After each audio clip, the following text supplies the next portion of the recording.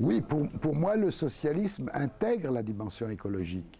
Mais au-delà de l'alliance politique éventuelle, qui peut être bonne dans certaines circonstances, pas bonne dans d'autres, mais qui est secondaire entre des forces politiques qui se déclarent socialistes et d'autres qui se déclarent écologistes, je ne vois pas d'inconvénient à leur alliance. Mais au-delà de voir que le capitalisme est un système rationnel, mais c'est un système rationnel dont la rationalité est courte. Le calcul de rentabilité, la rationalité capitaliste, c'est le calcul de rentabilité.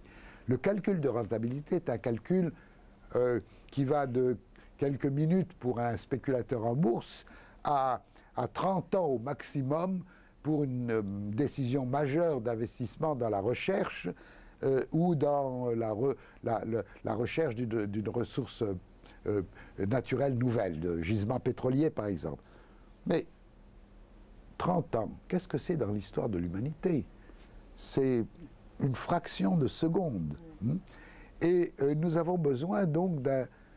Avec le calcul de rentabilité, on n'aurait jamais fait de chemin de fer, car il n'était pas rentable à 30 ans de distance à l'époque.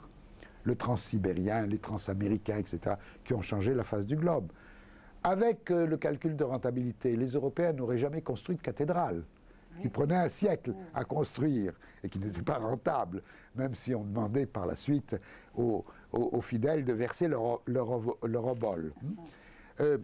Donc il nous faut aussi avoir, et c'est ça ce que j'appelle le socialisme, une vision longue.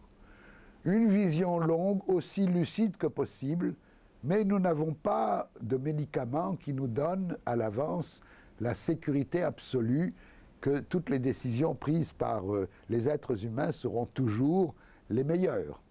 Ça n'existe pas.